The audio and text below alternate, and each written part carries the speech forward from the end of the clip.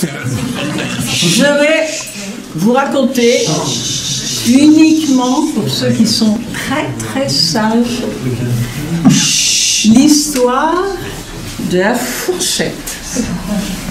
Alors tout d'abord, je dois reconnaître que il faut être humble pour ce tableau, parce que ce tableau fait partie des tableaux où je m'autorise à me lâcher un petit peu, j'arrête de réfléchir, j'arrête de me prendre la tête, j'arrête de chercher des chiffres ou des lettres ou des 5 ou des 4. Bon. En général, je fais toujours, quand j'ai une séance de peinture, mais je vous en prie, c'est très bon dehors, quand je fais une séance de peinture, je me dis, bon, maintenant, assez de contrôle, on va se lâcher un peu sur un tableau, et plutôt que de gaspiller mes pinceaux ou ma peinture, je prends un tableau et je fais n'importe quoi, juste pour voir un petit peu ce qui surgit. Donc là, je vous présente du n'importe quoi.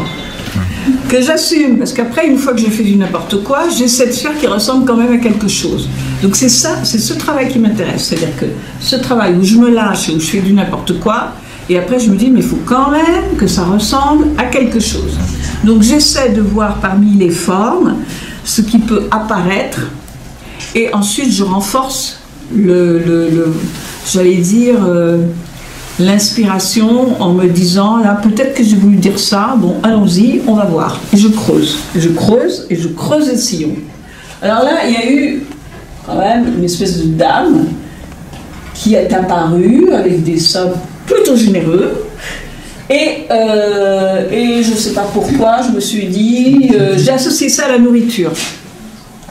Donc je me suis dit, nourriture, on se met à table, allez, se mettre à table, c'est aussi avouer les choses, hein, on est bien d'accord, on se met à table quand on a subi une certaine pression pour pouvoir, et c'est le moment d'avouer. Bon, donc... À vous. Ah,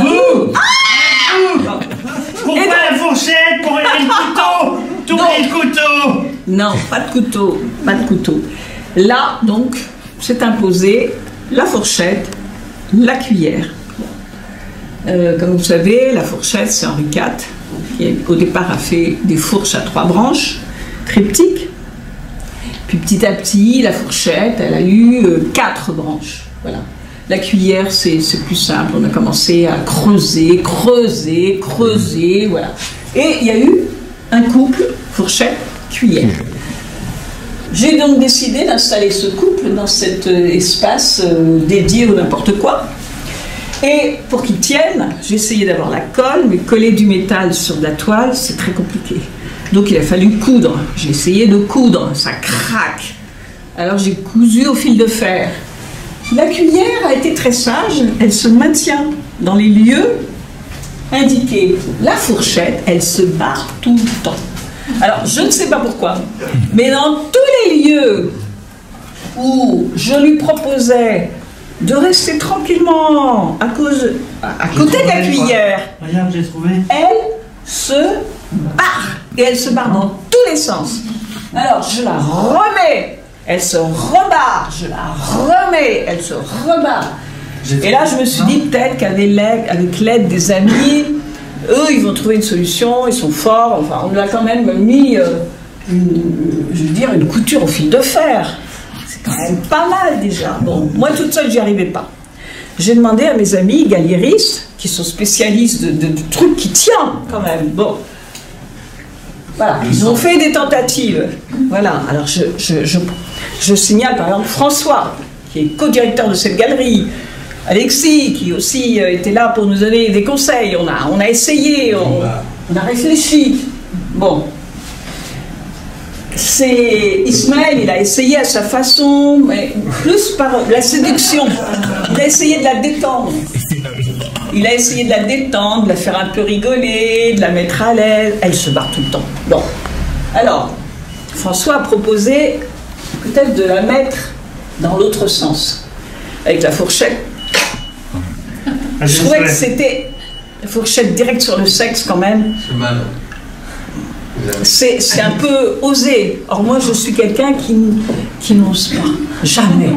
Je suis humble, j'aime bien me noyer dans la foule, j'aime bien qu'on ne me remarque pas trop.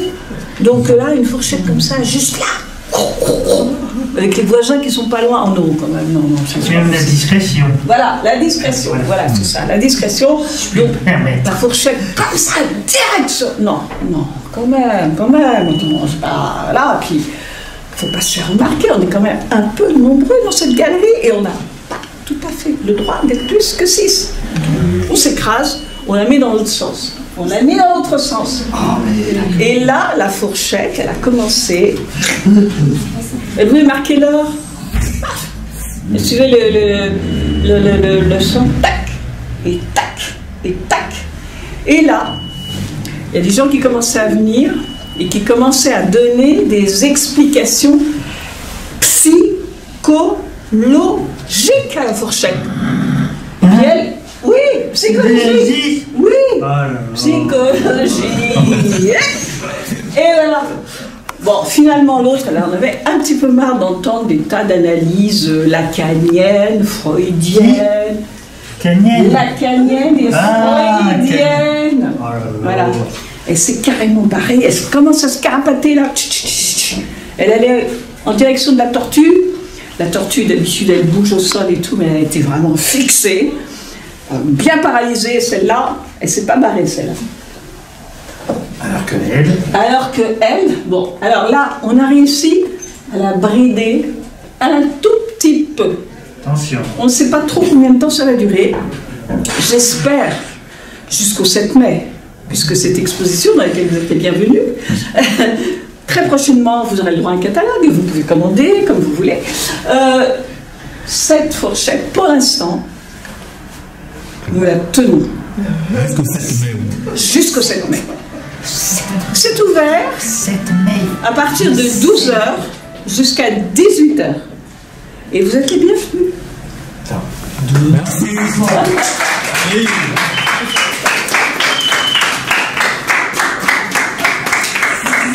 C'était l'histoire.